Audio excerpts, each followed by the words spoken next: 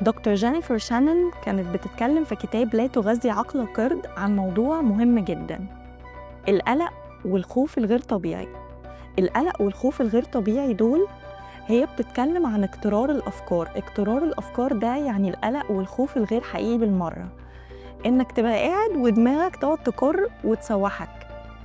بعد قراية الكتاب كانت من أكتر الحاجات اللي قالتها وحسيت إن هي فرقت معايا وساعدتني جدا هي الورقة والقلم.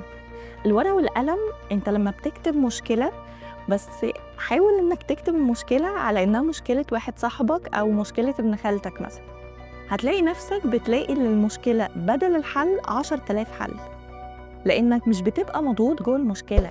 انت وانت شايف المشكلة من بره بتبقى مش مضغوط جواها، بتلاقي نفسك لاقي حلول كتير لنفس المشكلة.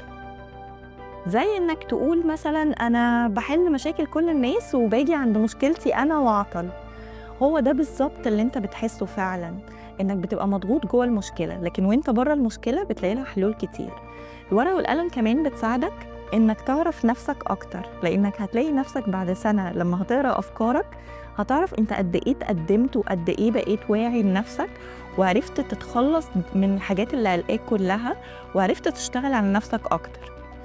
بتساعدك كمان انك تفرق بين القلق الحقيقي والقلق والخوف الغير حقيقي. القلق القلق الحقيقي دايما بتلاقيه نظرة لقدام، بتلاقي نفسك بتشتغل على نفسك، قلق مش بيوقفك. لكن القلق والخوف الغير حقيقي دايما نظرة للماضي، يعني زي انه حد قال لي كلمة ومشي وانا افضل افكر فيها وافضل انسى الموضوع وافضل قلقان واكل في بعضي، وابص في الاخر الاقي الموضوع كله ان انا قلقت ووقفت حياتي وعلى الفاضي. جربوا الحيلة دي هتفرق معاكوا زي ما فرقت معايا، ولازم كل فترة نقيس وعينا. الورقة والقلم هتساعدك انك تقيس وعيك كل فترة وتعرف انت كنت فين وبقيت فين وهتبقى فين.